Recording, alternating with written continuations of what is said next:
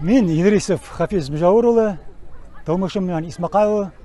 Біздің Билярд районында бірден бір бүртік ауыл, Исмакай ауылында біздің ырыбыбыз түнгі бар.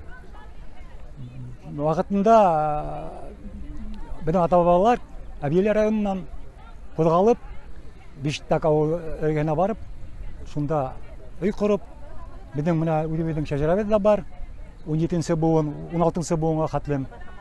Яңы байқаматы біздің ауылда болып, тауып, мына бізді китаптар аның мұнда. Мұстаяға бізді қонақта болып қайтты.